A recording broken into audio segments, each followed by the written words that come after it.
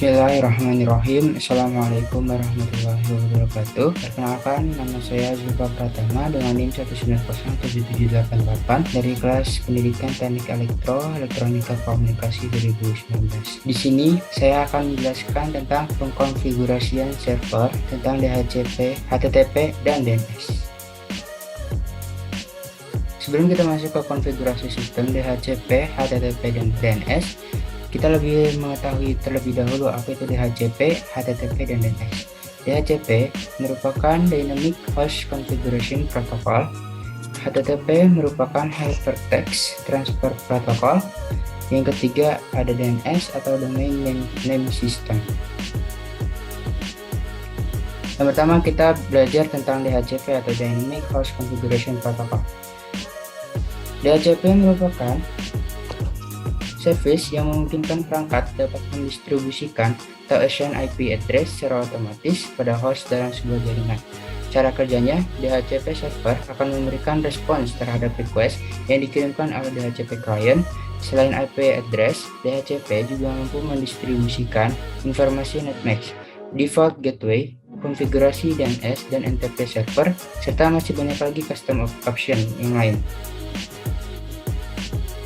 Fungsi DHCP. DHCP memiliki fungsi utama mendistribusikan IP address secara otomatis kepada setiap klien yang terhubung dengan jaringan komputer.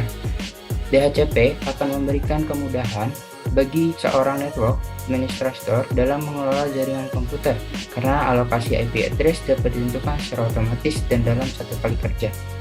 Bisa dilihat di gambar di kanan, itu merupakan DHCP server dalam pembagiannya ada host A, host B, host C, dan host D.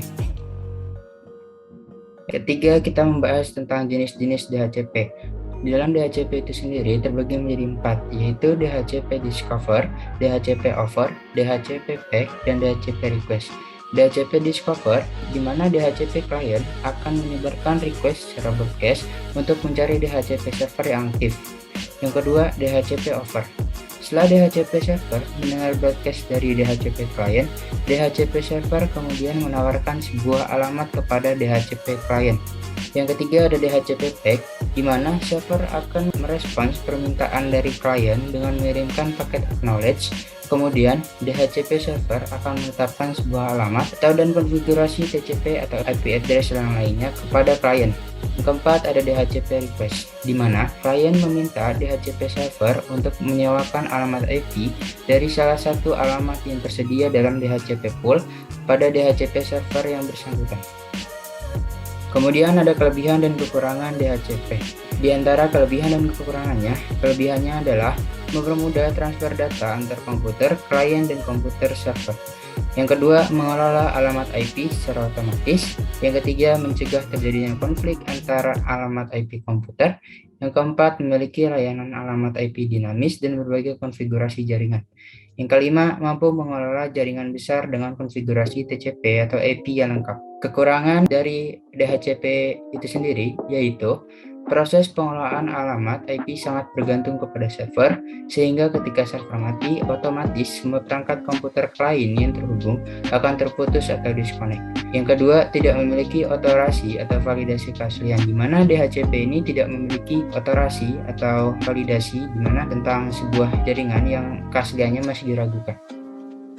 Kita akan membahas tentang konfigurasi server DHCP. Untuk mengaktifkan DHCP client, definisikan parameter interface dengan interface yang terhubung ke DHCP server, atau di dalam kasus ini adalah interface yang terhubung ke ISP. Karena kita ingin semua traffic ke internet menggunakan jalur koneksi dari ISP, maka use peer DNS yes, dan default route juga yes. Bisa dilihat di sebelah kiri itu DHCP server. Dari reservoir IP, kemudian dari seluruh komputer disalurkan kepada reservoir IP, kemudian langsung dihubungkan kepada DHCP server. Yang kedua, kita akan membahas tentang HTTP atau Hypertext Transfer Protocol. HTTP atau Hypertext Transfer Protocol adalah protokol jaringan lapisan aplikasi atau application layer yang dikembangkan untuk membantu proses transfer antar komputer. Protokol ini berguna untuk mentransfer informasi seperti dokumen, file, gambar, dan video antar komputer. Sesuai dengan namanya, berhubungan dengan hypertext sehingga banyak mengambil sumber daya dari sebuah tautan, sebuah jenis berkas yang bertindak sebagai referensi ke berkas lainnya atau directory. Lalu apa sih fungsi HTTP itu? Fungsi HTTP yaitu mengatur format dan bagian dan bagaimana data ditransmisikan. HTTP juga berfungsi untuk mengatur bagaimana web server dan browser memproses berbagai macam perintah yang masuk. Fungsi lain dari HTTP adalah mengamankan data dari pencurian dan hacker. Hal ini ditandai dengan munculnya HTTPS atau Hypertext Transfer Protocol Secure, di mana HTTPS ini lebih aman dalam membukanya karena sudah dilengkapi dengan enkripsi yang canggih serta perlindungan yang ekstra ketat. Secara fungsi sama, yaitu mengatur bagaimana data diproses, hanya saja HTTPS lebih aman dibandingkan HTTP. Data yang diproses menggunakan HTTPS akan dienkripsi terlebih dahulu. Cara ini bertujuan menghalangi hacker atau user yang mencoba mencuri atau memata-matai proses pertukaran data yang sedang berlangsung. Data yang tidak dienkripsi akan lebih mudah dibaca dan tentu saja itu akan merugikan sang penulis. Jenis-jenis HTTP dibagi menjadi 6, yaitu Apache, NGINX, NGINX, IIS atau Internet Information Service, Sun Java System, Shitami, dan JAWS.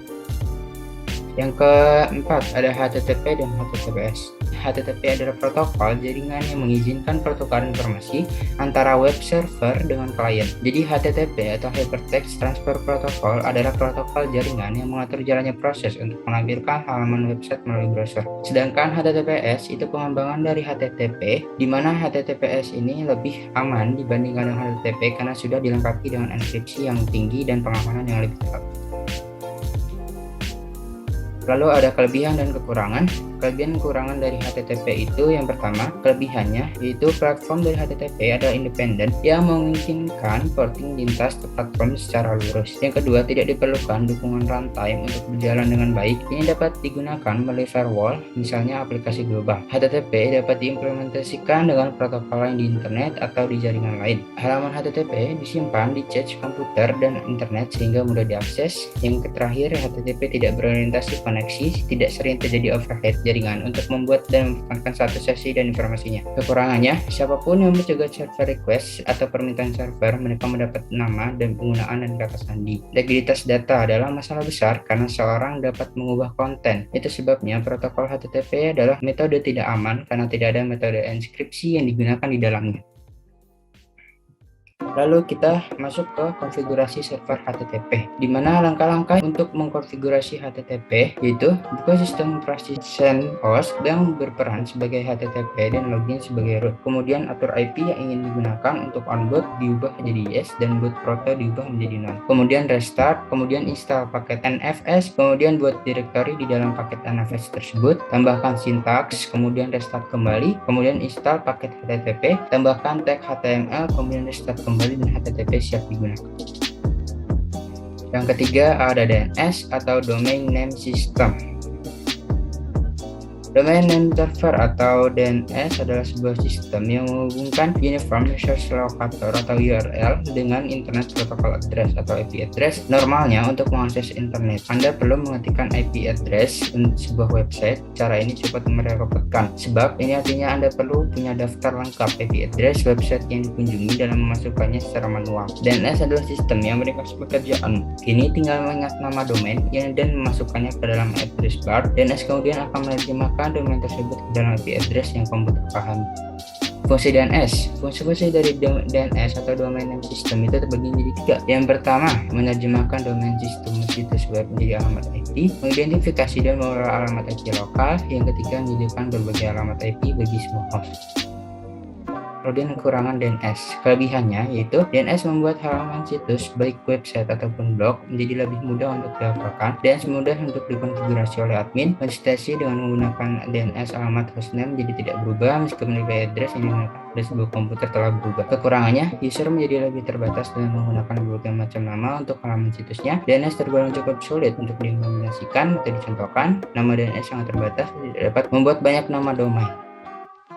Dan yang terakhir ada konfigurasi server DNS. Langkah-langkah untuk mengkonfigurasi DNS yaitu buka Server Manager, kemudian pilih Add Roles and Features pada dashboard, kemudian klik Next pada tab Before You Begin. Yang ketiga pada tab Server Selection, pilih salah satu server from the server pool. Yang keempat pada tab Server Roles, pilih fitur yang ingin ditambahkan. Yang kelima pada tab DNS Server, langsung klik Next. Pada tab Confirmation, klik Install untuk memulai menginstal DNS dan DNS siap digunakan.